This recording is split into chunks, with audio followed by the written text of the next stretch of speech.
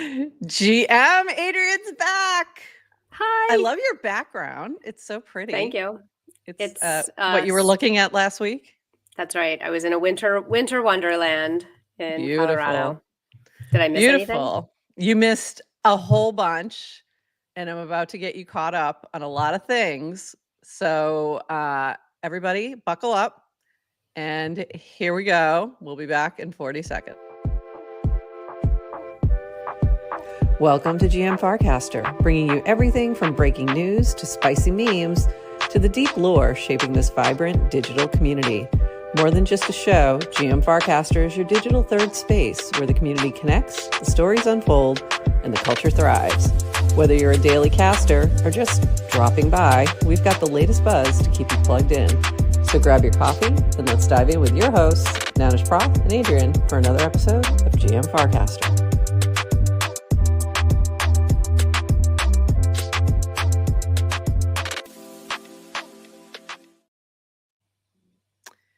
GM Farcaster. It is Monday, February 24th, and you're here with Nanish Prof and Adrian for 29 minutes of Farcaster to start your day. Plus, we have the Polymarket intern coming by. And you know what? I was being really good while you were gone about retweeting when we go live during our little intro, and I totally forgot. So I'm going to do that right now. And if you are watching us on Twitter, give us a little retweet.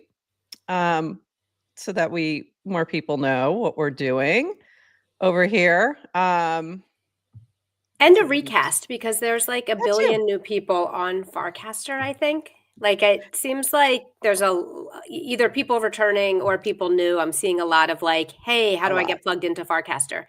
So this is how. If you're a reg. If you're a regular hanger outer and you recast, we'd appreciate it. Yep, I'm gonna cast this out too. And yeah, so yeah, there's a lot of people like popping back up. So what I think is that Dan may be making the rounds and letting people know things are happening. And I think they're also just seeing it more on Twitter. So they're coming on over to see us. So it's been fabulous. You've missed a lot. How's your warplet? I so wish I was here. I don't like the warplet. I don't like the warplet. I don't even think Dan likes it. I just think he thinks it's mimetic. No, Dan tried to. He was like, "Stop trying to make fetch happen," and we were like, "No, fetch is happening. Like, you have no choice." But I do love my Farcaster embedded wallet. It is fabulous. It is fabulous. So let's dive into all the things. First up, we do have to talk about ETH Denver, which is this week. A lot of folks are already there, especially those who are participating in Bidler Week.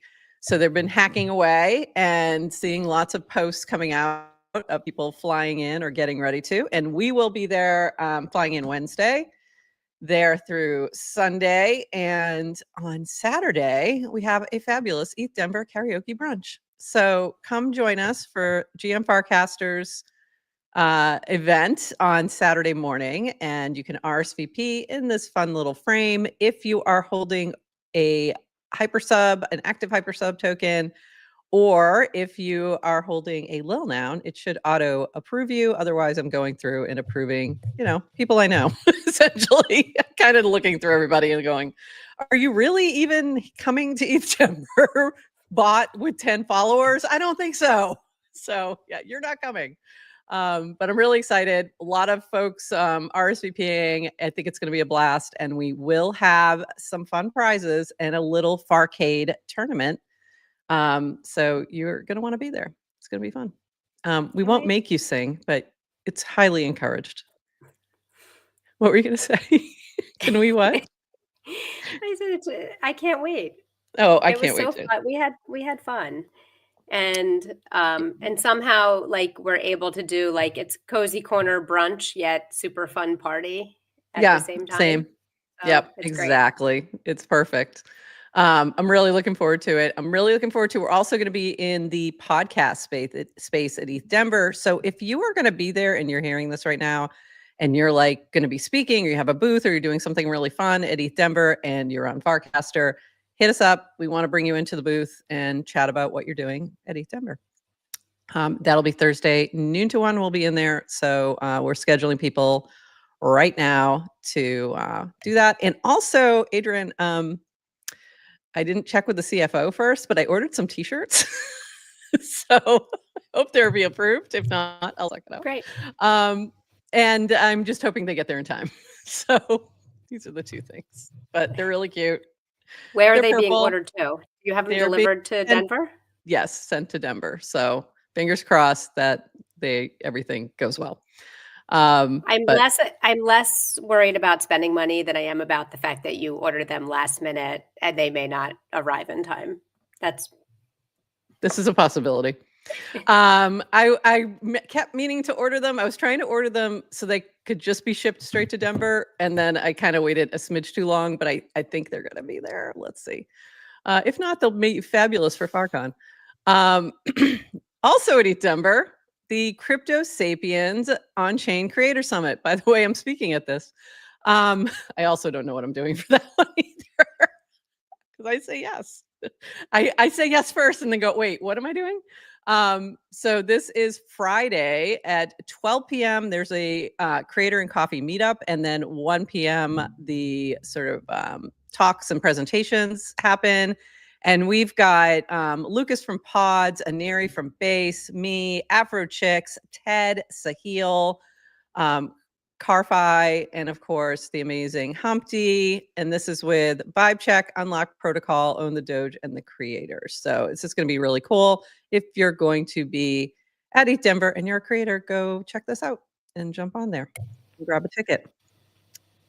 And then also in other conference news, the FarCon prop passed. So thank you, Nouns. We're excited to have Nouns sponsoring the media space at FarCon, as well as providing a bounty for the Builders Day Hackathon. So thanks, Nouns. Very excited. It was a little nerve-wracking because Bybit led to a shutdown of Safe. The Bybit hack led to a shutdown of Safe for a little bit while they checked all their security.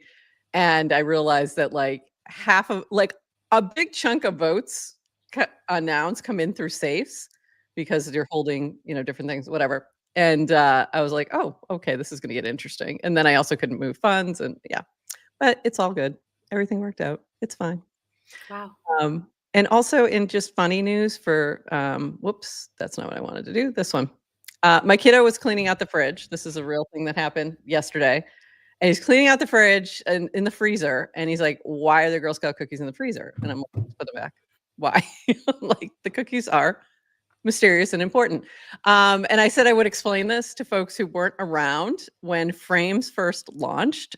One of the first frames to be able to buy something in the frame with Degen was a Girl Scout cookie frame, where you could buy Girl Scout cookies with Degen, and I spent 90,000 Degen on 6 boxes of Girl Scout cookies. These are the last 2 sleeves of those cookies. So they are special. So they stay in the freezer. Put them back. What are you doing? The Degen cookies. Those are the Degen cookies. And they are If only you had, bought them with ETH. I know, right? But I bought them with Degen. And you could eat them. Special. I would eat them, no problem. Because pretty much everything else I buy now, I buy with ETH in a way. Yeah. I have to translate it, but yeah. One more thing regarding, whoops, why do I keep having a problem with this one? ETH Denver, Chuck Stock from Farcade. Quick update for all you beautiful gamers and builders. ETH Denver, we got some really great things lined up. Hope to see you there. Again, they'll be at our, we'll be doing a Farcade tournament at the GM Farcaster Lunch. The AI Game Studio. We weren't satisfied with some of the bugs and UX issues with AI Game Studio, so making a lot more tweaks before sending out more invites. We'll be sending out more invites for the Game Studio next, so pushing the Game Jam to next week or the week after as we're busy with ETH Denver. If you'd like to start building games with one of our integration partners, check out vo.dev. So very cool. I'm excited to build a game just because I want to. This is very exciting news, except we can't tell you what the exciting news is. But DWR just had 2 more offers accepted. Choo choo. So there's 2 more people joining the Merkel team. And yeah, we'll have to tell you that next week, who those people are. So look for it on the timeline. I'm going to guess that like sometime today, that announcement's going to go out. I love seeing everybody guess who it is. What are the I'm guesses? surprised no one has guessed us. Why would anyone guess us? 2 more offers. You're 1, I'm 2, obviously. No one's guessing us. No, it's no. Who are they guessing? I haven't seen that part. Who's been on the guest list? JTGI and Samuel Huber are kind of like the perma always. guesses. I just saw that earlier today. See, obviously, Miriam also thinks it should be us. It's not. But I like this. Feels like he's assembling the Avengers bit by bit. I like that. That's exactly what he's doing. And then Great apparently, to see. I don't think so.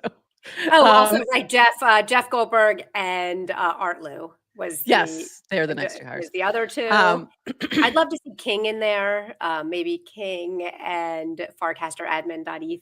Definitely Dutch. We'd love to see him join. If you have any guesses and you're in our chat, please drop your guesses in there. I'm curious. Singing is optional, gregarious. Yes, at the Farcaster brunch. So, whoops, having issues. What were you going to say? Sorry. I was just like, if only there were prediction markets where we could. Only. I know. Yeah. If only there was a prediction market on who is next. I'm very excited to see those 2 new hires, and I'm excited to see that announcement later today, hopefully. This is the big-ish news over the past few days has been the change in spam filtering. And everybody listen to me right now. Everybody lost followers. It wasn't just you, Yasik, and everybody else. It wasn't just you. We all did in about the same percentages. So it's all good. So this is from DWR. Why did my follower account decrease? 1, yesterday, so this was a couple days ago, we changed how Warpcast counts followers by excluding users our algorithm flags as spammy. 2, Twitter, at least historically, and Instagram both do this. 3, we've had an uptick in spam recently. So as part of improving our spam models, we decided to make this change. 4, view this less as losing followers and more us giving you a more accurate, but not perfectly accurate view of your audience. 5, there are additional improvements we can make here, and we will likely do that over the coming weeks, months. 6, important, this change only affects Warpcast's display. It does not alter protocol data. Those accounts still follow you. And if you follow a spammy account, i.e. you don't find it spammy, you'll see all their casts. 7, third-party apps can access Warpcast's open source spam labels. And then finally, please see the next cast for other thoughts I've shared. So the bottom line is, go ahead. Go ahead, Adrian. You're on. The bottom line is we live in a social media world where everybody focuses on follower counts and other arbitrary metrics that determine how we feel about ourselves. But guess what? It doesn't really matter because especially in this case where you look at a number, right, and you think you're doing well, these aren't real people that you want following you. So your follower counts are not your worth. There we go. People are you're much better off having fewer followers and having them be quality and actual people. Yeah. So treat it like a social network, not social media. Doesn't matter what the number is. So it's all good. My follower counts went down. I do check. I'm not. Yeah. You're not immune. I don't check. I check, but it's just a number. It is. Yeah. And especially when everyone gets the same haircut or some range of that haircut, it really doesn't matter if the bangs don't look good because you're all wearing the same haircut. It's all good. Yeah. I'm sure there's someone you can compare yourself to that did not get as much of a haircut as you, but stop comparing yourself to other people. Yeah, it's not worth it. And I love this. There was some downtime. So team is investigating downtime. And Brad said, oh, I know what happened to Warpcast. It's the revenge of the bots. Like They're not bots. they're back and You're they're not just happy. spammy people. Yeah, they're just spammy.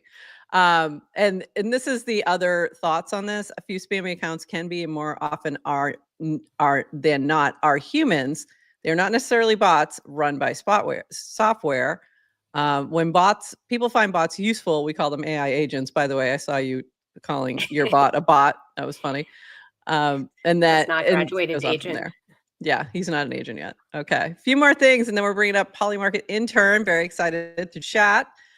This from Brian Armstrong. What are you most excited about for crypto in 2025? For me, in random order: stablecoin payments, prediction markets. Hello.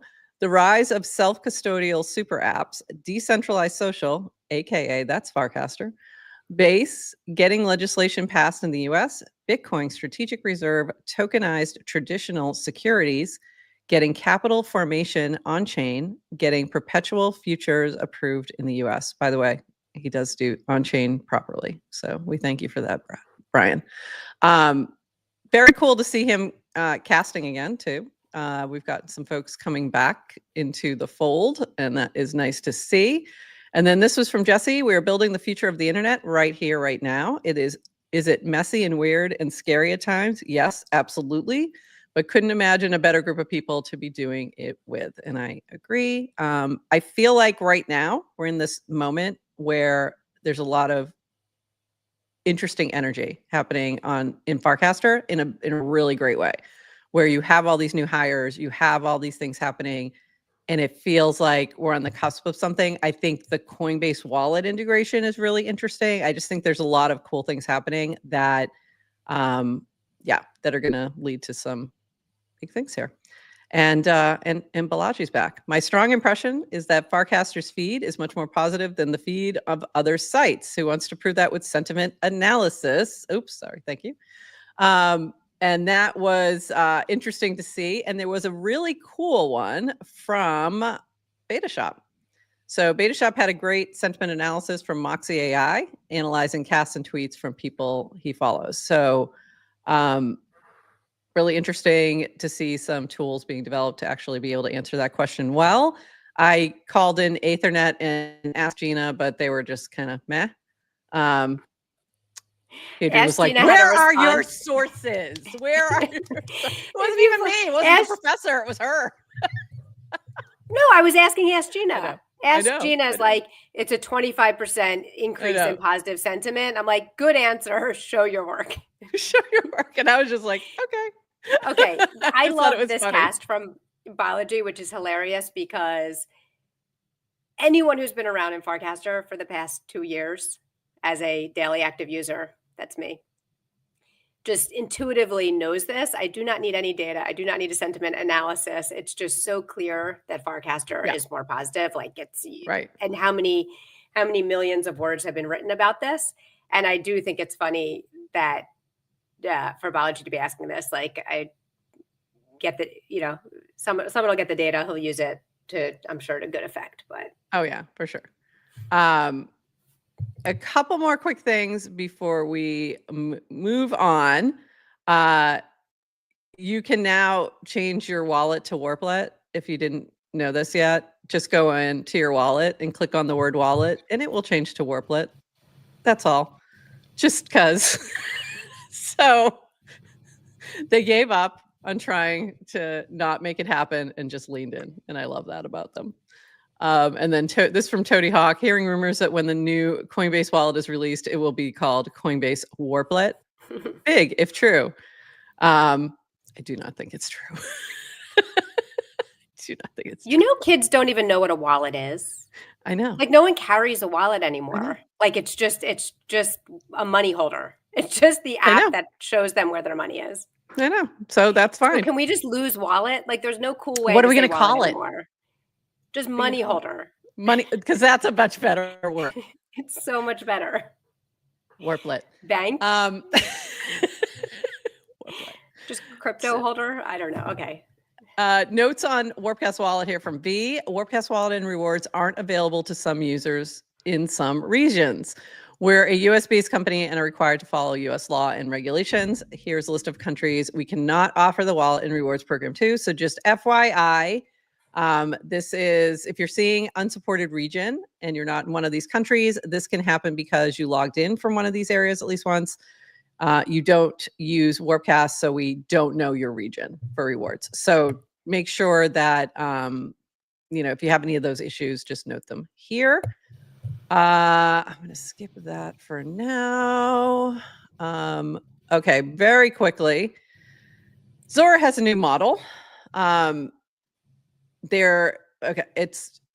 took me a minute to fully understand the new model.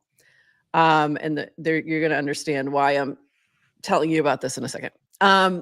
So instead of you create an NFT, you create a post, and that post becomes a coin automatically. Dan has an optimistic case for Zora here, talking about optimistic case for a new Zora model. Everything that can be a token will be a token. This trend is accelerating because the largest capital market in the world, the US, is finally has pro-token regulatory environment, using coin and token interchangeably here. 2, if you create digital media, you can immediately earn money. No bank account payment process or platform, Zora contracts or protocol. 3, additionally, if you create digital media that goes viral, captures internet scale attention, you can make a lot of money. Traditionally, the only beneficiaries of internet scale attention are the Web2 social media platforms. They monetize via attention time spent, and they minimally share the upside with creators. 4, coins are the most composable primitive in crypto, order of magnitude more than NFTs, leads to weirder emergent use cases. 5, Zora open editions, fee, distribution, stack is underrated for curator app layer, except it's not really an open edition. All right, so that's the thing. It's totally different. It's there's no NFT at all anymore. So my first impression of this was that it was the NFT plus it became a coin, but so they did an experiment with this already. And if it hit a certain level, it became a coin also. So you would buy like hundreds of this NFT, and then you would benefit from the coin it became afterwards. We're skipping the first part. It's not an NFT at all. So for me, this made no sense. And I was very confused because, again, I just want old Zora back because I really liked it. And I feel like this should have been a fork, but regardless, not my business, so not my choice. But I still feel that way. However, I understand where this is going. And it took me a couple days of thinking about this to understand where this was going. And the only way this makes sense is if you had integrated it into an existing social graph, like Instagram, you turn this on, then it makes sense, because I just want to collect this very cool viral post and trade on it speculatively. So to me, what social graph makes sense to integrate into Zora? So we'll see. Lens? Yeah, Lens. That's exactly it. Is that what we're talking about? So my guess is that maybe So- Zora is going to become a Farcaster client, but like an Instagram type version of this, which we've heard discussed many times. And then it makes a little more sense. And the reason I say this also is because lemons. So somebody was experimenting and dropped something called lemons. Do you know who launched this, Adrian? DWR? Yeah. So he posted. I saw grapefruit yesterday. No, yeah, he also, lemons.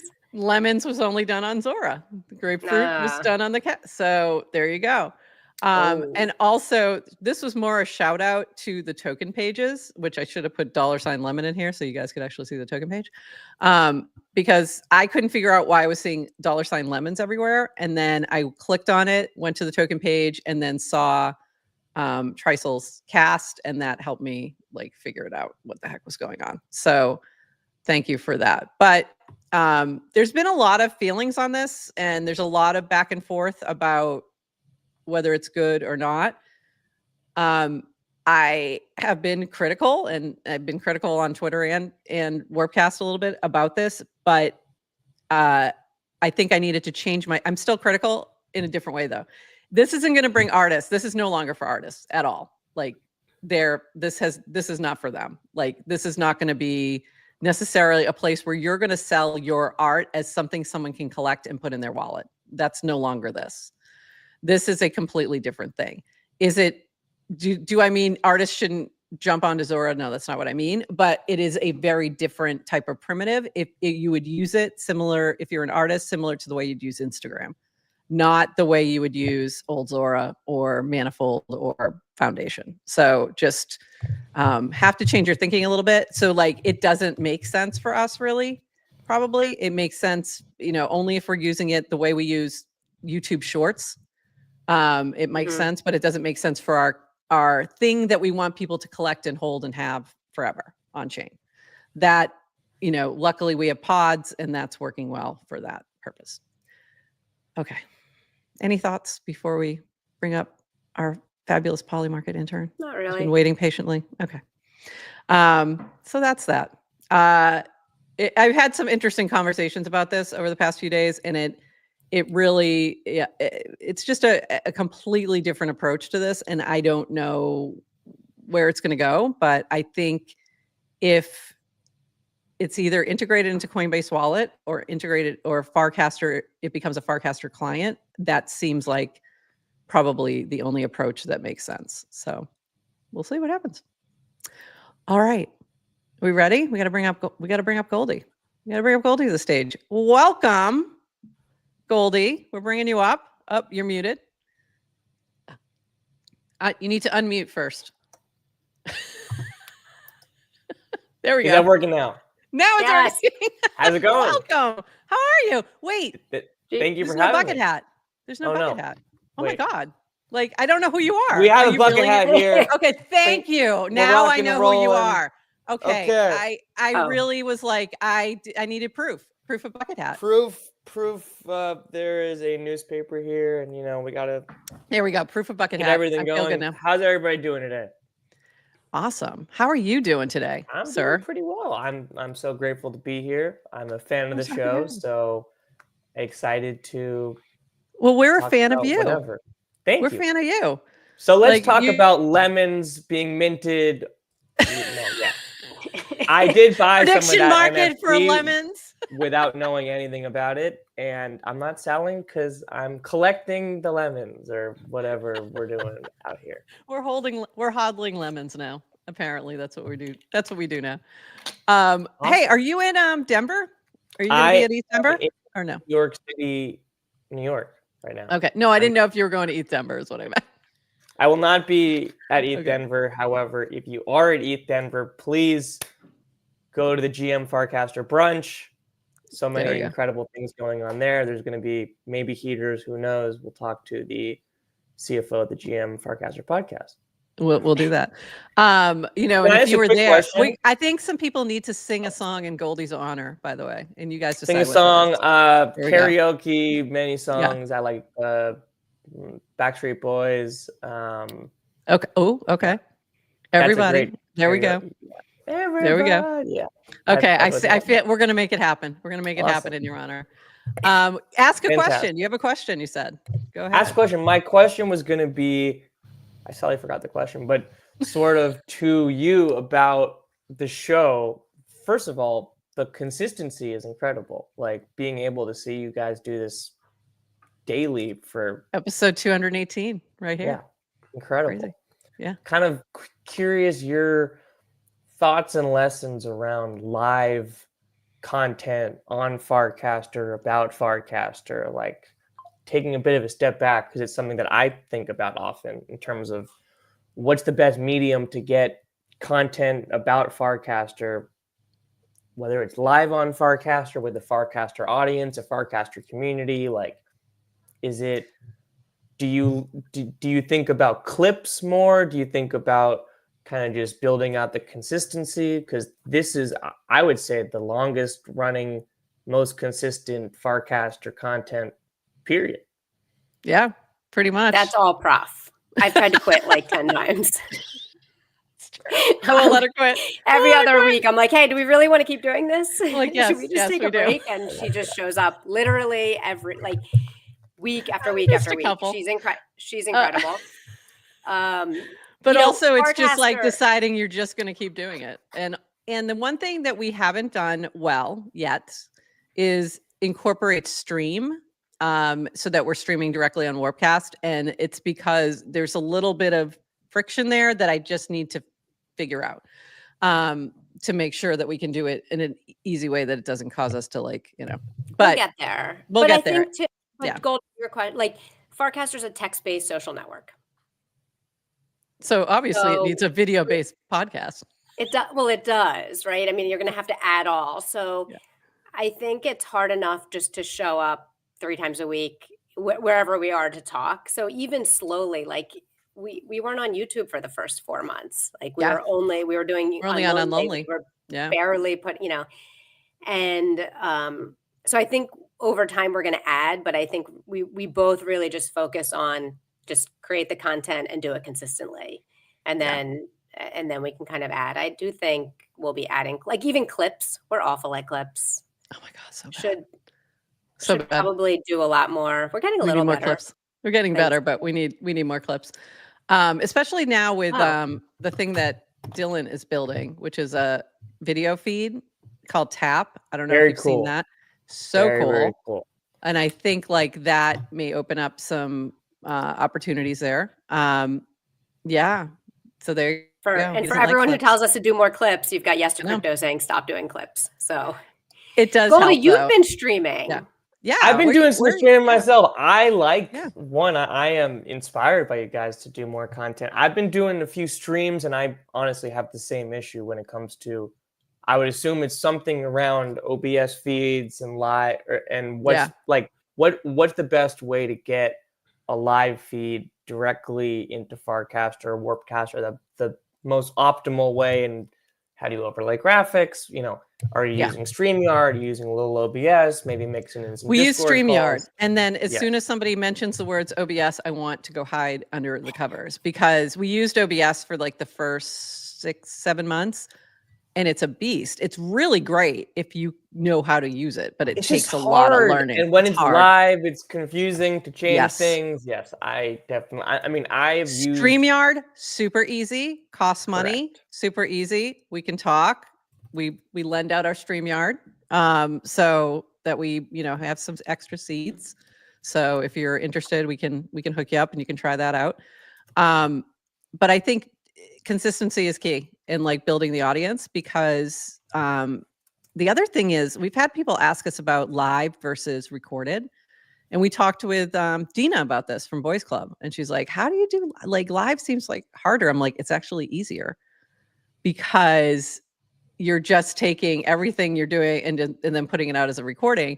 But also you have the audience to bounce off of. And especially if you're going to do it solo, you need somebody to bounce things off of, whether that's the audience or our co-host. It makes a huge difference. But even just the audience is really good to bounce off of. So we have great chatters. They show up every single day. Some of them, I can't even, Yes to Crypto, Miriam's, Sig Wider, so many of the people in this chat right now have been here for a year, almost every single episode. So KBC's here since the beginning, Meta David, so many of them. And that is so helpful for us to have those folks supporting and just being able to play off of. And then they're in on the joke. So it's really fun, they get our jokes and stuff. Red Wings, the best. Tweaks, baby. So good, right? Yes, yeah. I have had the pleasure of knowing this gentleman for a while. I mean, it's something I think about often because I do live because it's easier just from the process of me clicking buttons to someone on the other side seeing it in some way. But my internal issue is it's easy to get something out on the live side, but I also haven't built up the consistency in the audience base why these people are here. One, because you guys are incredible, and two, because you've done it every single day and you're so consistent that leads people to want to have fans, and the lore and the segments and everything that you guys do is building off of the last things you guys have done. Whereas with me, like the cold start issue to some degree is, what's the flow? What's the schedule? Okay, now that I did a 2-hour live stream of me forgetting how time works, like, is anyone just going to click through and scroll through? Probably not. So I think for me, I'm thinking, is it, I wish that stream did something around clipping, because that would be. There is, so within cool. StreamYard, there are like tools that you can do clips and AI clips and things like that, but you still need some editing after the fact. But you can do some basic really pretty quickly. And Adrian's been pretty good about doing clips at times and phases, just not last week. She was on vacation. But you, like, what are you using right now, Adrian, for clips? Are you still using, like, I know started playing with the else, right? I started playing with the automatic StreamYard, like, will generate AI clips. Sometimes it picks the right things, like, oh, right. And as long as it picks the right, like snippet that's interesting, you can almost send it as is. Sometimes I like to edit it a little bit. And then sometimes it picks the dumbest things we talk about. I'm like, why would anyone want to listen to this as a clip? It's just stupid. So like, no one would listen to us ever again. I think the other thing too is putting it everywhere where people, like, after the fact, even though you're doing it live, taking the recording, putting it on Spotify, putting it on YouTube, putting it on, RSS, so it goes out to Apple and all the places, I think is really helpful too, because everyone has their place they like to listen to content. And so not everyone's going to be able to be there live, but they still become part of the community. They share your stuff.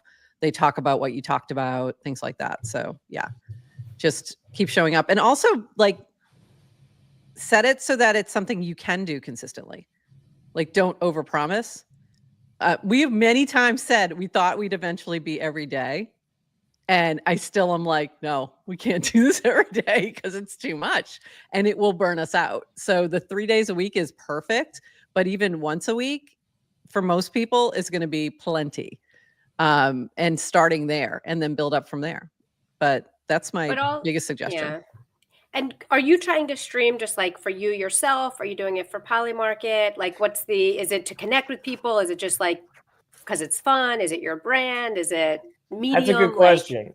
I would say it's a mix of things. Like, I'm kind of more trying it for myself before we do bigger things with Polymarket, since I think, anything I do on behalf of Polymarket, which is to some degree anything I do in general, but like is, want to have a higher bar of, specificity and do things, make a splash and have a lot of fun. Whereas for myself, I'm more content, talking for 3 hours straight with a non-poppy about the intricacies of why we're buying the wrong clankers. That is, I think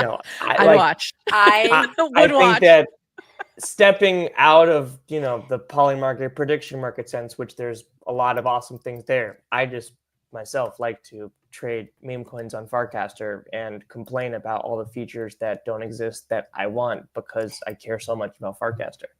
I love that. Okay, final question. Right? Yes. When you stream, are you recording as well?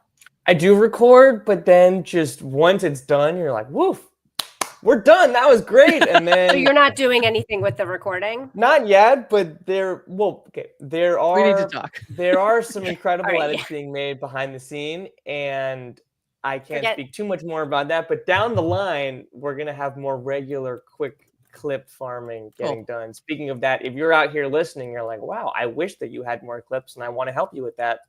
Please let me know.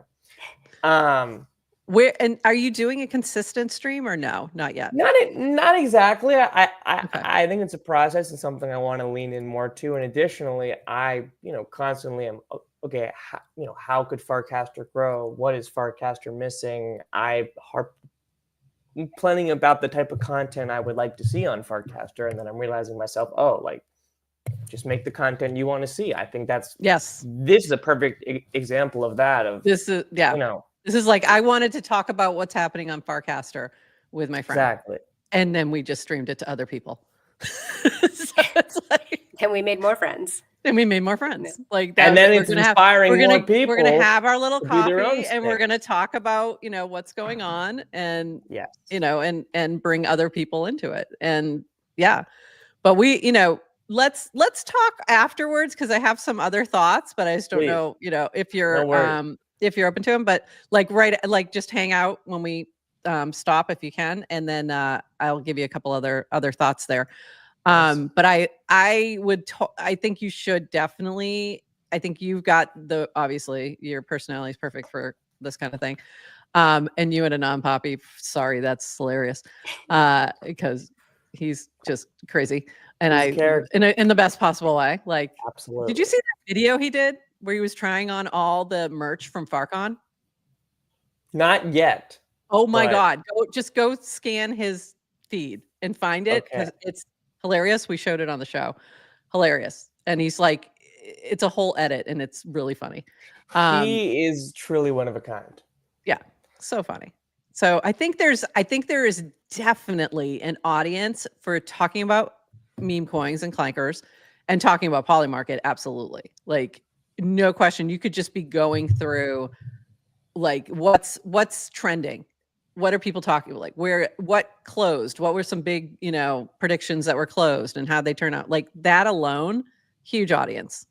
I guarantee it. Like, Yes. tremendous Well, audience. currently today, the German election, I believe, just closed, and the AfD did not win, but Right. they gained a significantly larger share of the vote than people expected. Which, you know, vote counts, like the nitty gritty things, kind of get. I mean, I'm not as familiar with the German election system, but things get ironed out more.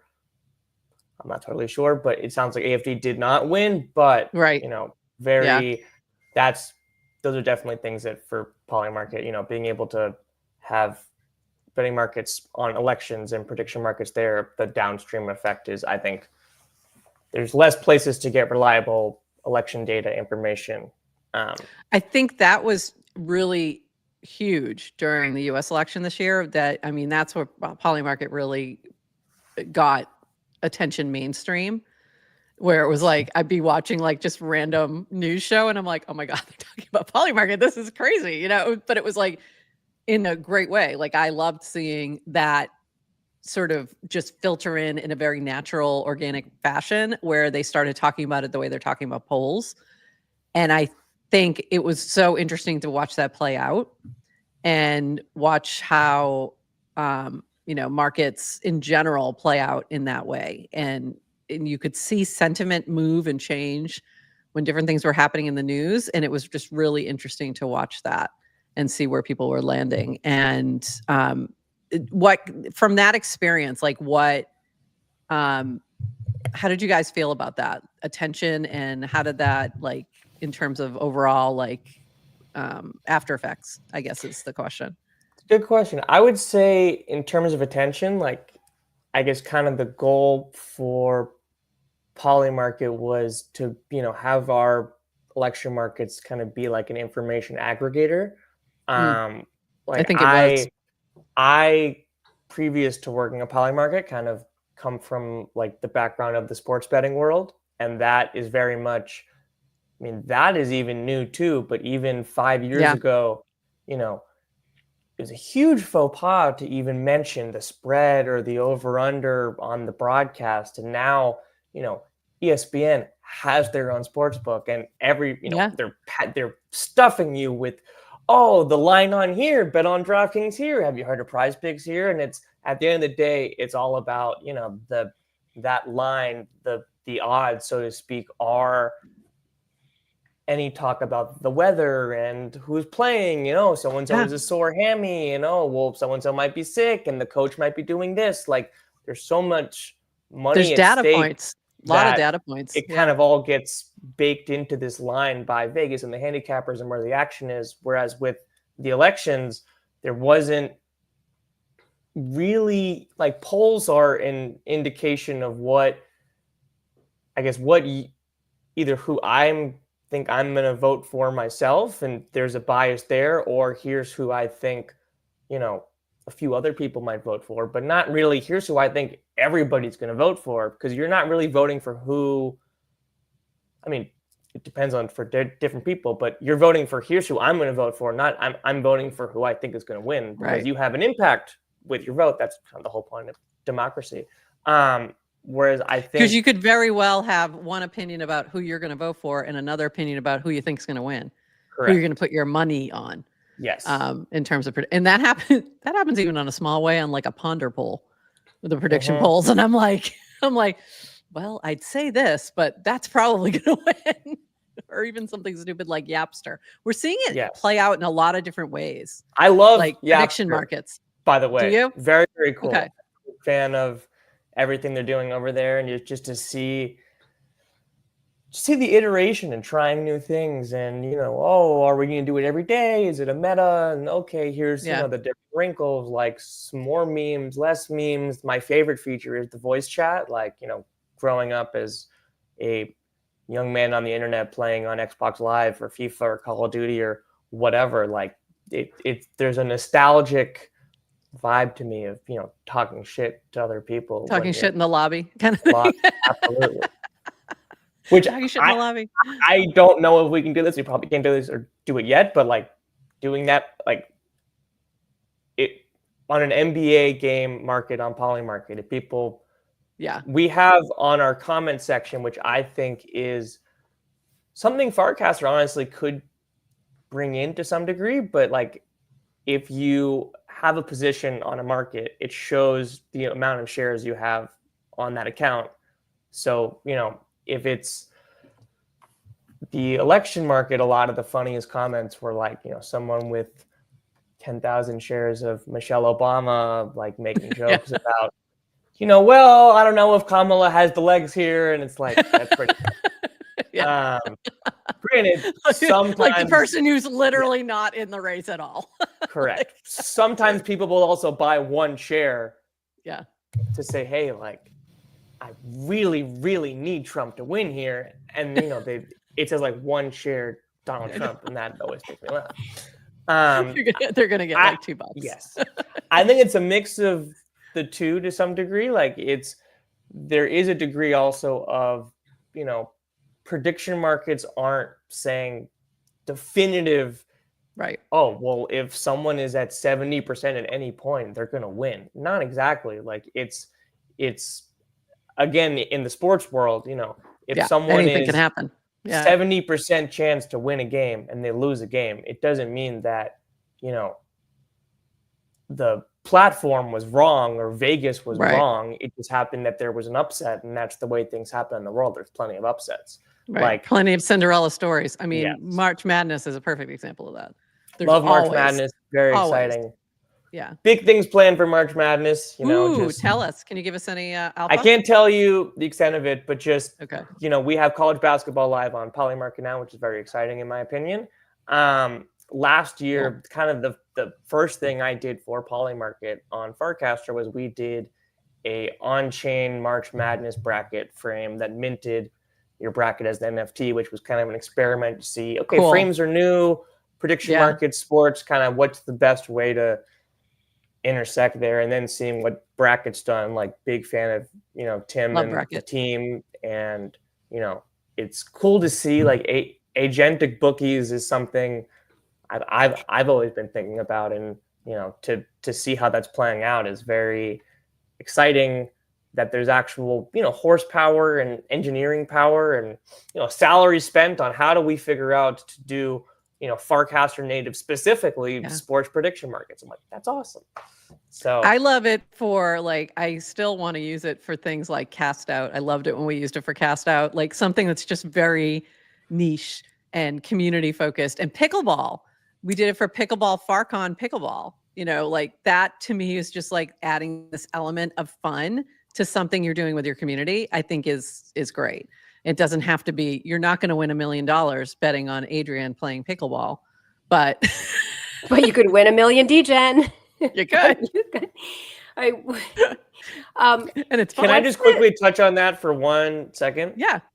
Yeah. The one thing that like really sticks out to me that I find interesting to talk about is like how market structure of all these different markets like impacts the trading activity and kind of how it's like a full circle thing. Because like with bracket, it's more of a the bracky picking stuff is like an agentic bookie and a new spin then very exciting to me. But seeing how, bracket is very similar to like a contest, like not like a sweepstakes contest purely, but it's, you're riding a team. And the initial thing that excited me with bracket is like, there's the collective, and USC didn't make it that year because it's a joke program. We're actually a women's basketball school. Shout out to Juju Watkins. But like, true. Ponder has some degree of I love how it's almost like a Family Feud prediction market to some degree, which is, I think, a better model for what they do in terms of like, you want to know what other people think is going to happen, as not necessarily is that going to happen, but what is the consensus opinion of everybody on what's going to happen, which gives a bit of a different read, but it's kind of works very well in the timeline. You know what I mean? I love that you mentioned Ponder's Family Feud, because I literally have had that conversation with Kojo about doing a Family Feud style game show on awesome. Here with using like the surveys from Ponder, like to pull in that information, like please do that. 100 Farcasters surveyed, here's their answers kind of thing. I think could be really fun. We have to figure out a way to do it anonymously. The way they do Ponder right now doesn't really work for that. But Matthew created a frame to do. Do you remember Matthew created like a Family Feud frame? Yes. And it was we were playing it, and I stopped playing it, and I wonder what happened to it. Yeah, I think it just he moved on. He's busy. I know there was a moment, but I do think there's different ways in which you've got a lot of different approaches to prediction markets right now, which are really interesting.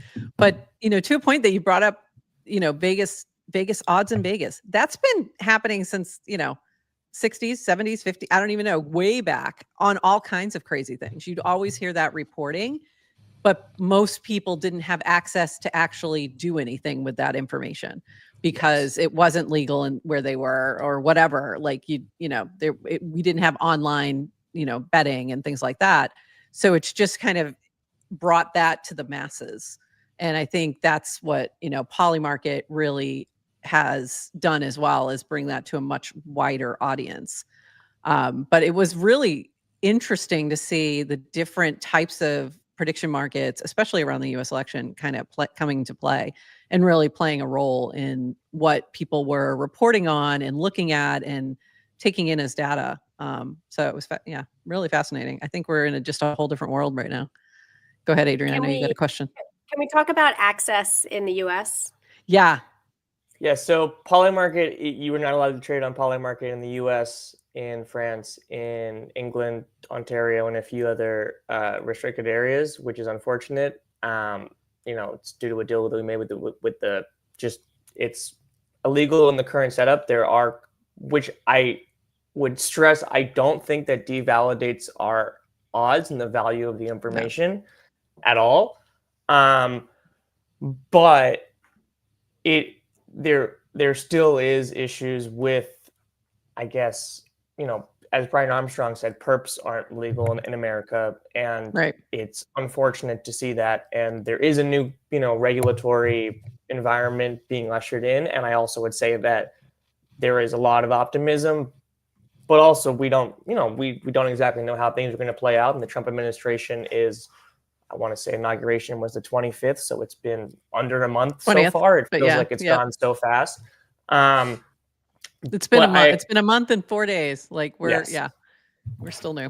Time flies. This has been. I mean, I do think that with Trump, especially, like, there's, he's a bit more of a wild card in certain ways, which is why people were attracted to him to some degree. And I think that having prediction markets around in a Trump presidency offers a lot of, not necessarily more value, but a different kind of value with Doge and all the thing getting spun up there. And we have a lot of markets on, kind of what he does in the first 100 days. And to some degrees of more, pop culture type things around, some of the social culture war type issues. And then, we have in my opinion, one of the most important prediction markets we have running and that is running, there are a few different places have this market, but around when and if the Bitcoin strategic reserve happens. And I think that could hopefully be a big opening point for the US government taking a clear, positive regulatory stance towards crypto. And whether or not that happens, I think, being able to track the likelihood of that happening through a prediction market. And I think, people talk about things getting priced in, and, the famous Wall Street Bets post, everything's priced in. Yeah. You're never going to beat the market. I do think with prediction markets and crypto, like there's certain corners and pockets of these markets where things are priced in to some degree, but I think of prediction markets as kind of more of a longer tail indicator. Like with the Bitcoin, with the ETH ETF last summer, that was one of the more interesting markets, seeing how the price corresponded on that market and via which date that happens and the price of ETH. And, is there an ETF? Is there not an ETF? When does ETF happen? When is the prediction market going to resolve? Like there's a lot of, it's less like, oh, it's all standard. Because if everything was priced in, it would be 99-1 on everything. Yeah, true. I think additionally, one area I think is incredibly interesting for us to explore just in prediction markets in general is like being able to hedge on, like, for example, I see the penguins here. Love the pudgy penguins. Like, there was such an interesting game theory situation going on with the Pengu drop before Abstract came. What's the Pengu airdrop going to be worth? How much are you going to get? What's the floor price of the Penguin going to be the week after the drop? What's the FDV float? Like, there's so many questions. And if you give people, in legal jurisdictions and whatever platform they're using, the ability to, if you're really going to do it, say, okay, here's the contract address I know of the penguins, that the tokens are locked.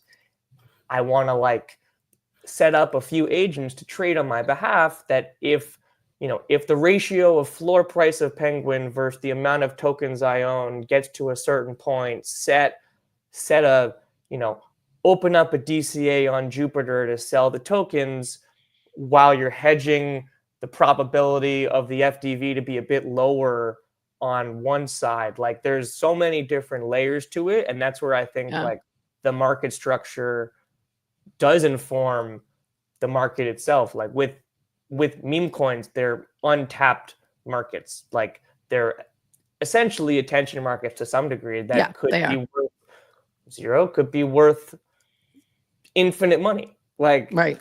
Yeah. But with prediction markets, I mean, with the structure of markets on Polymarket, like, by a certain point, it's either going to resolve to, $1 or to $0. So I think kind of seeing the way things get informed there is particularly, or like with Bracket, you're competing with someone else, and there's a right degree there of like, if we're all on the Mavericks and the Mavericks win the finals, I may get less reward back on the Mavericks because I only switched to the Mavericks in the second round, but you were riding them all the way through the playoffs.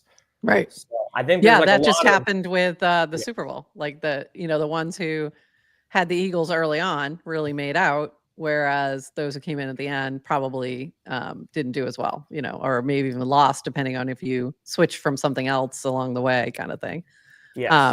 So it's or you took the like the new bracky agentic betting thing, which I think is cool. Is so cool.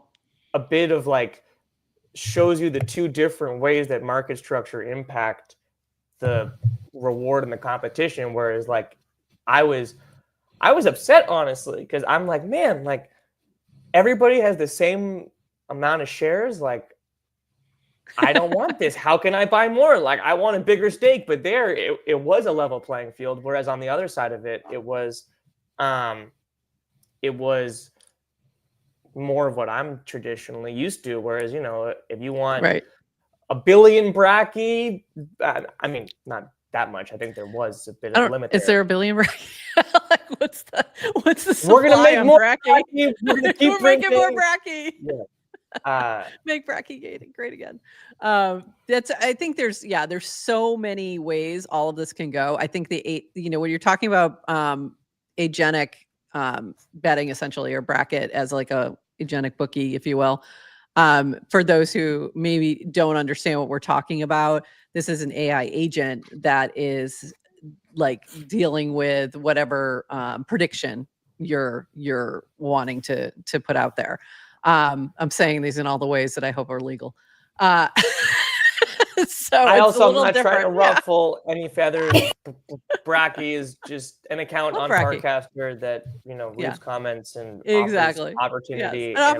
It offers ideas. It gives you good information too. It gives you like opinion, and like if you can ask it about what do you think of this and what do you think of that. And I think we'll see more of like the more data you can build into something like that, the better it's going to be.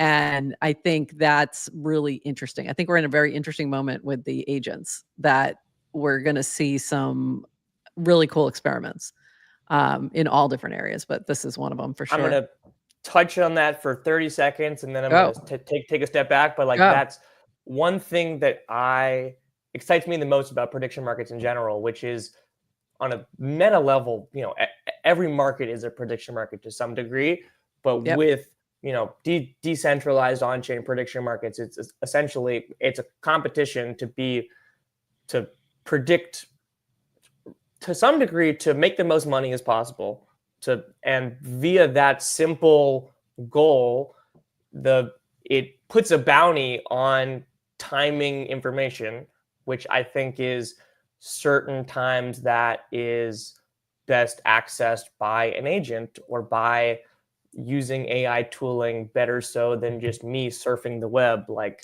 for example, with the NBA trade deadline, this might have less of an impact on the greater world. Like, I really want to know where is Jimmy Butler going to get traded? But as a person, you're kind of, you can do your research and hopefully maybe, I don't know, let me see who I can call. Like, I'm not going to call any NBA people. There's a lot of NBA reporters and stuff that are trying to break the news. So kind of the market is informed by who's best, grabbing the information and, analyzing sentiment from tens of sources, hundreds of betting odds. Where is Jimmy Butler posting on Instagram? Did he unfollow so-and-so? And that kind of translates on towards, what's happening with the Ukraine and how is Trump going to handle that there? And who's going to be the new Secretary of Defense and who's the Secretary of State and kind of what's their policy and where's their sentiment and, what's their intern tweeting from their Twitter account. Like, there's so many layers that I think being able to price these markets is a way to, for me, in my opinion, like, people are going to bet no matter what, but being able to harness that information to, just like we did in the election and with other markets that are, people care about in different ways, give that information to the world that anybody can see, which I think is cool. Totally cool. And I think you're right. Like, just being able to aggregate all that data and all that information, and also find things that maybe a human wouldn't even realize is important. Like, unfollowing somebody or something like that. Being able to pick up on stuff like that is really, really interesting. Or analyze photos and be like, oh, where this person is right now? They're in LA. That's not Miami. That's, that's somewhere else. And be like, oh, okay, that's important information.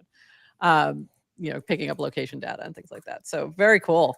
You're getting, I love this. Can't believe the Polymarket intern is this deep, man. Yeah, for real. Like, no joke. Is that a good thing or a bad thing? Very good thing. Great. I have to say, like, interns who play well on Farcaster are incredibly smart, clever, and just very savvy. So, and I think you were the first example of us seeing that play out. Nah, you're pretty savvy.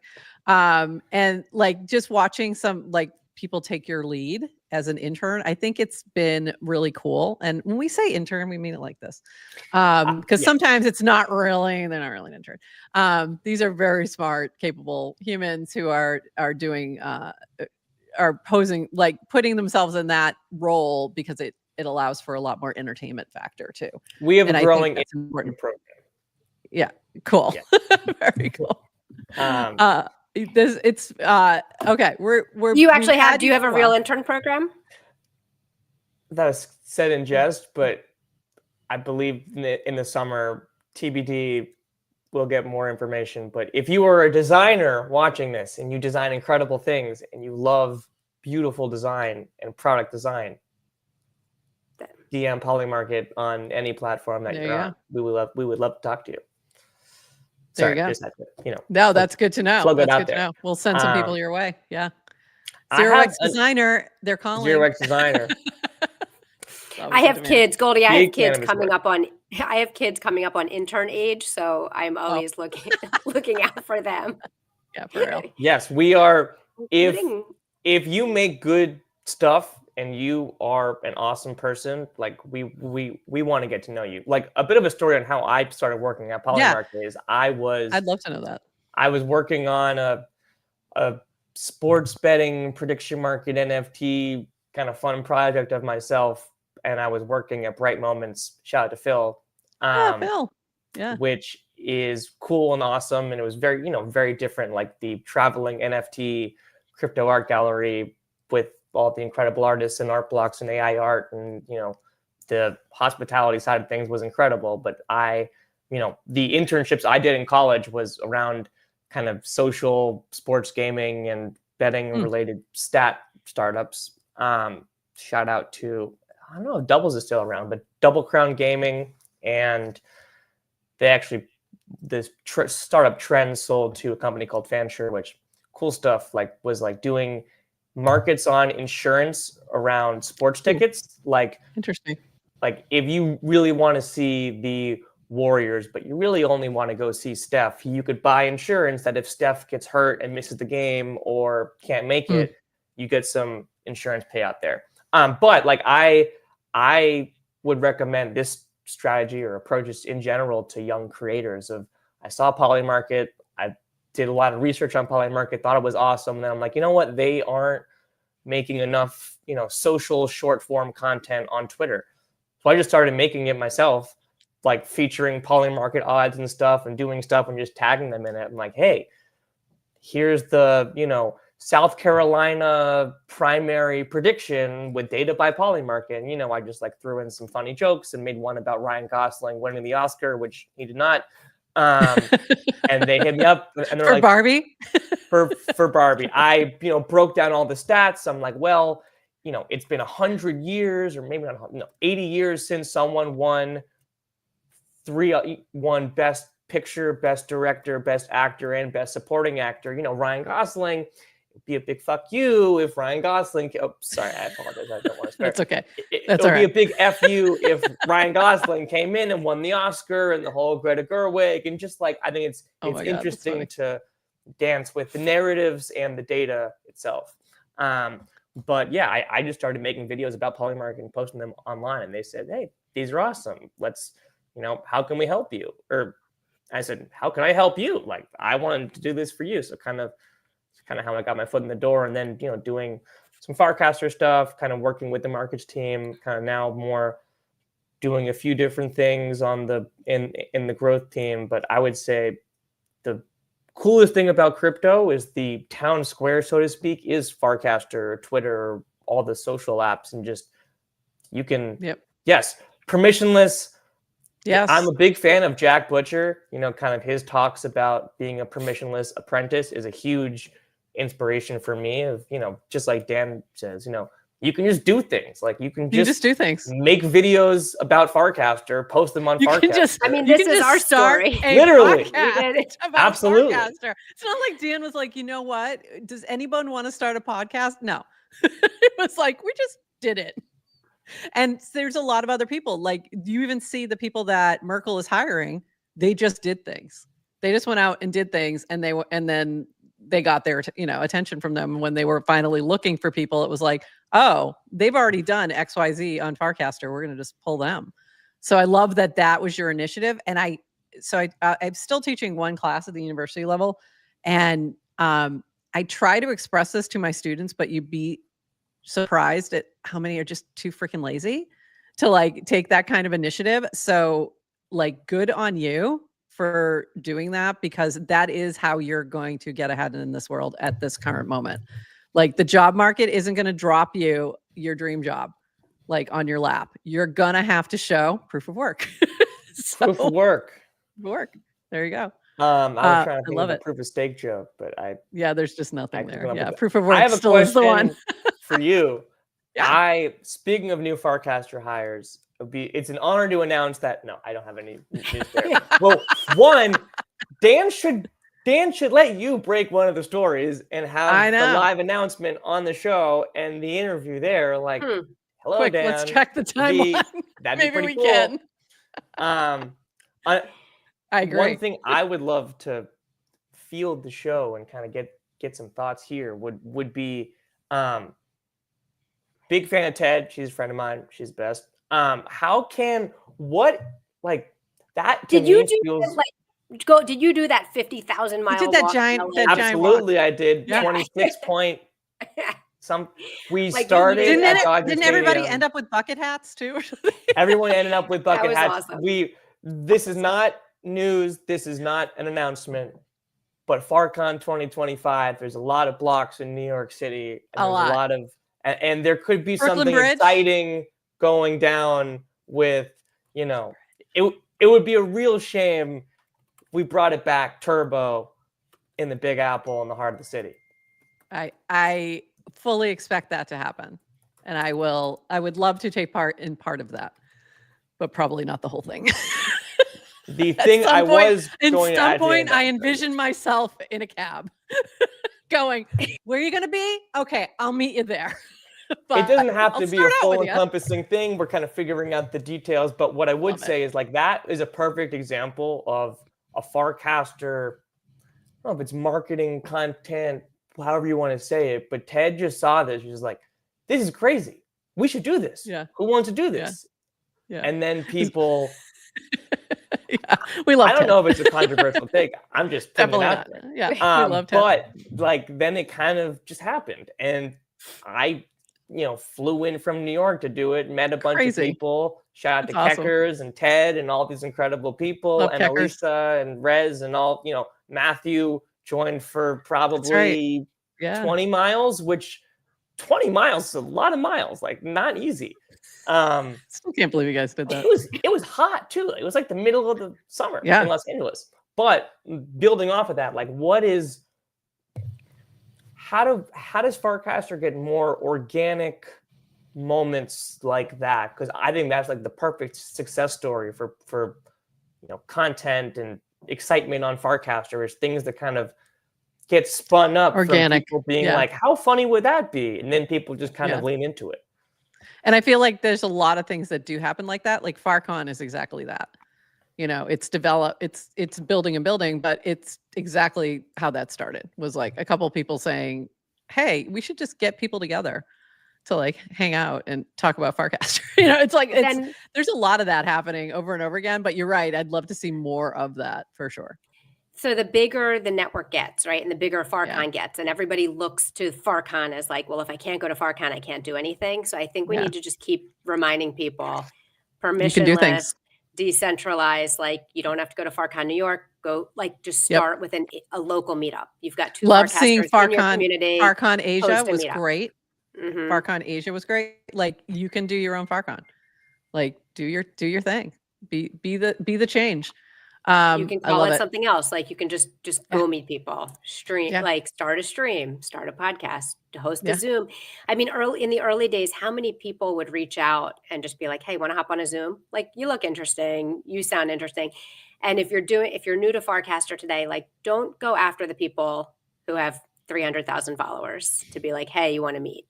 Find the people who are kind of newer to Farcaster, create your own kind of like community smaller. It doesn't mean you can't go after bigger people who've been around, but they may have less time or their DMs are busy. pinging. Yeah. The GMs But, might be yeah. hard to get into.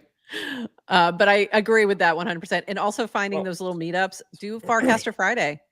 Do your Yes. own Farcaster Friday. Even if it's 2 people at a restaurant, who cares? It's Like, fun. just go do it. It's fun. Absolutely. Super fun. I would Super fun. also say that also don't think anyone's unapproachable. Like one cool Yes. thing with Farcaster Yes. that I love is that like it is, you know, who knows if they'll see it or reach back, but there's it's a small enough pond in a cozy way that, you know, you can talk to anybody, and the access that you're able to speak to people is, you know, a lot of people have nothing to say, or let's say, hey, GM, whack me, how are you? And I'm like, hi, how are you? How can I help you? They're like, no, I Yeah. just wanted to say hi. I'm like, okay, cool. Which I don't have an issue with that. But if someone wants to say, hey, Like, dig in. Yeah. I built this frame. Can you check it out and test it? I'm like, sure, that sounds cool. Tell me about it. Do you want to hop on a call? Like, I think so many great things from Farcaster come due to the spontaneity and the kind of trust I have in someone being on Farcaster. I'm like, hey, you're weird enough to spend time on here too. So how can I help? You must be my people. Yes. You're here every day too. You must be somebody I'd like. I swear to God, Absolutely. that's kind of my filtering at this moment as well. Yeah, for sure. Definitely reach out to people, or just, you know, drop in their replies too when they're casting things, like and have like a genuine connection there, because that's, you know, just even responding. That's how you really get to know people. Sharing, you know, if they're sharing something about themselves, you know, Adrian's sharing about her ski trip and you ski, that's an easy opening. Don't come to me with the skiing. Like, I have nothing to say. But yeah. And this has been such a great chat. Like, I think I could seriously stay on a stream with you for like hours, because there's so many things that we didn't even get to. Like, the Oscars are coming up. So you know what's really funny? I was thinking about prediction markets, and I'm like, I have been doing prediction markets for a really long time, but I didn't call it that. I called it Super Bowl squares. I called it dead celebrity pools. Did anyone ever do these? Those are fun. And then Oscar predictions all the time. There was different, you know, this is early internet. This is like, you know, very early internet, where there'd be like forums and different boards and things like that where people would make predictions. So how is it heating up for the Oscars prediction markets? Things are moving. I mean, seeing? I think everyone's going to see memes of the Timothée Chalamet speech from last night in the green suit, but I think it's definitely interesting to see. There's nothing that's really in like a massive lead, except for, you know, Zoe Saldana's at 95% to win for best supporting actress for Emilia Perez. I haven't doing more stuff downstream there, and, you know, but I believe it's interesting to be informed more by the markets than by the movies themselves. Like, I think there's a degree of like, especially to some degree similar to sports, like, oh, I love this movie, this one has to win. It doesn't always work that way. Yeah, it doesn't work that way. I think like there's definitely a lot of parity going on, and I think last year was more certain that Oppenheimer was just going to just destroy everything, whereas I think there's more potential for parity here, which is interesting. I would be curious, you know, all award shows aren't the same, and the music landscape is different than the Hollywood landscape. But at the Grammys, I was like, okay, you know, there's going to be some love spread around here. Maybe Sabrina gets something here. Maybe no, it just was all Kendrick. No. It was all Kendrick. Again, Kendrick was phenomenal. Great to see. But if you were predicting that based on the past of the Grammys, like if you just look in the, you know what I mean? I wouldn't have predicted that. Like, I was ecstatic to see it, but I really didn't think it was going to happen. And I think there's a lot of people out there who were like, they're never going to give it to him. They're never going to, you know, elevate that, you know, which they should, but they won't. And they did. So that was really cool to see. So some shifting, something shifted there, which was, you know, very cool to see. So that will then have an impact on next year's predictions. So, which is, so it's, I mean, kind of fun. I think that I'm going to quickly butt in here. I also have to run in a few minutes, but I think that with the Oscars, it's like there is a degree of the Academy sets is putting people is kind of with the Grammys, like by Kendrick winning so many awards, it's kind of signaling here's to the music industry and to culture at large, kind of here's a direction that we are going to platform and we are going to support. And granted, there's different voting systems for both awards, but kind of with the Oscars, it's, in my mind, it is a virtue signaling type of thing to some degree. And it's all these people are so incredible, and virtue signaling, not in a bad way, but of signaling to Hollywood, hey, here's what we, here's the think. thumbs up that we are Yeah. giving to, and here's what we want to see more of to some degree, which I think is, a totally tangential, bad comparison analogy way. Like, Dan can talk about everything cool happening on Farcaster, and some things he talks about because he sees, and some things he doesn't talk about because he doesn't see. But some things that he's, speaking into existence is that things, oh, hey, this was so cool. Please give me more of this. Like, I think there's a degree like that with the Oscars. And then, I'm not as much of a handicapper of the Oscars, but it's half what you think yourself, but also sort of like the election. Here's who I think is going to win, not just my favorite movie. Right. Exactly. Yeah. Often it's not your favorite movie that wins. Yes. Often. That tendency Very with the often. Oscars, that's how it works. Yes. Almost always. I know we only have a couple more minutes with you, but Adrian, do you want to do a quick lightning round? Do we have Lightning. time? Ooh, that sounds fun. I need Lightning a round. lightning round. Yes. We got to do lightning round. All right. Hit him. Hit him with all a right. lightning round. Okay. All right. So Goldie, on Farcaster, a big theme is the URL to IRL pipeline. So when and how did you make your first internet friend? From Farcaster or from In life, like In who's life? the first person in life that you met on the internet first and then later became an IRL friend? Man, that's a tough question. Who's the first internet person? We will tell you. Yeah. Usually it's like gaming or Oh, Facebook or things like I'm that. thinking right now. Well, I don't College. Sometimes it's Oh, college. I kind of have one to some degree. Shout out to my friend Colin Tweaks. Really cool stuff going on. Like when I was at USC, I went to USC fight on. He was doing an NFT project around that time, and I was doing NFT stuff at USC at the time, and it felt like we were the only people doing that at the same time. And I'm like, I need to meet this guy. Like, I actually was mad because I thought that he rigged an NFT raffle there against me. Another thing I would also say is previous to that, bright moments, kind of the whole point was like, I'm bad at the lightning round thing, clearly. It's okay. But yes, at bright moments, so many people through the online crypto community coming together to mint generative artwork together. I would say, can't pick one, but the lovely minters of crypto. The whole entire community. Yeah. Yes. And that's an incredible community. Awesome. Amazing community. artists. All right. Quick, Adrian. All Now right. we got to move fast. Favorite channel on Farcaster? Favorite channel on Farcaster? Skin in the Game. I love Skin in the Game. Ooh, Shout out to Good Nick and Mike. one. Good shout out. Good shout out. yeah. Morning person or night owl? I'm a night person. Beach or mountain?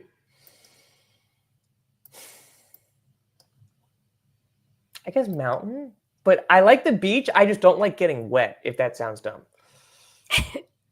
Yeah. No swimming? You don't is- like? Most people have No, a like problem with the I like sand and not the swimming, water. but then when you're like drying off and then the sand's sticking to you, it's like I know, and it's then just a the hair doesn't whole- look as good. It's a whole Yeah. thing. Exactly. All right. Concert or sporting event? Sporting event. I feel like I knew what you were I going to say. feel like I could have predicted that. But I like concerts too. We should have done a What's the prediction next market. country? What's the next country you want to visit? Next country I want to visit. I would love to go to. I don't know why, but I saw a TikTok of the summers in Croatia, and they look so beautiful. And there's a bit of a mix of mountain and beach and In sunshine water. Yeah. and water. Yes, I would also Yeah, like they're to right go on Croatia. It's there. kind of random, but this Yeah. stuck out to me. I saw some cruises And- going there, and I was like, oh, that'd be interesting. Yeah. Oh, it's a long cruise. Yeah. camping or hotel? Camping or hotel. I guess if I'm camping, I'm in this scenario, I'm thinking it's like a mountain thing, and I'm like, ooh, I haven't gone camping in a while. Let's go camping. That Okay, sounds fun. Let's go. Yeah. If you could bring one person living or dead to Farcaster, who would it be? If I could bring one person living or dead, that's such a good question. It is such a good question. That's my new favorite question by you, Adrian. Let me. Probably would have honestly said Dave Portnoy as of a few weeks ago, but now I'm like reconsidering that thought. I agree. I agree. I'd love to see on Farcaster. Even like a week and a half ago, I was like, "Oh, Dave's into crypto now. We should get him on Farcaster." And now I'm like, "We're not." Honestly, this is why prediction markets are interesting, because things actually change over time. Yes, I actually would the say future is Dave. Unpredictable. Yes, Dave. I think Dave would be good.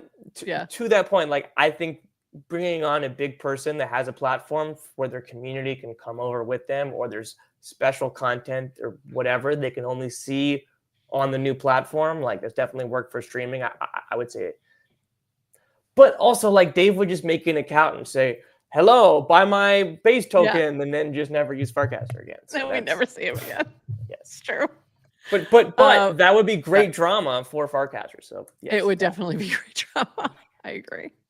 Thank you so much for being here with us. Anything else? Sorry, Adrian, I didn't mean to cut you off. I thought that was the last one. No, we can. No, I just always end with the same question. I'll cut out. Oh, I forgot. Yeah. Last thing you bought with crypto. I forgot that one. Can I say like real thing, or like I mean the last thing I bought? I hope so. I bought more Rizzler last night. I would say. Oh, I bought my Farcon ticket. Ah, yes, there you go. That's crypto. A good one. Yay! Yeah. We're gonna see you at Farcon. Yay! See you at Farcon. Amazing. Welcome to my city, because it's totally my city. Right? Yeah, it's totally your city. Yeah. It's also kind of Adrian's city, but okay. Oh, welcome to our city. Yeah, it's everybody's city. I'm so excited for that. That's going to be amazing. We'll let you go. I know you have to get to another call. But I just put a note in there, like, let's chat. We'll chat about streaming. We'll get you. Let's see if we can collab on something, because I think that could be really fun. I would love that. After ETH Denver, I keep pushing things off to after ETH Denver. After ETH Denver, yes. Let's do private chat. We got to talk Big Ten and March Madness as well. Yes, we need to know more about that. All right, everyone. Great. This has been amazing. Love chatting with you. We should have had you on way sooner. This has been so fun. And to everybody watching, we'll be off for the rest of the week, but not really. We'll be popping our podcast that we do at ETH Denver. We'll put that on as a recording. We'll do a live stream recording, watch party kind of thing on Friday. And if you're going to be at ETH Denver, again, please come to Karaoke Brunch. We'd love to see you, or the Farcaster meetup Saturday night. And that's it. Anything else, Adrian, before we sign off for today? No. And we'll be popping on here and there. You'll see us doing clips and putting videos up of all the things we're doing at ETH Denver for sure. So we'll be around. Yeah. Come find us. Say hello. Come find us and say hello. Absolutely. All right, everybody. This has been great. We will see you on the timeline. And with that, bye-bye.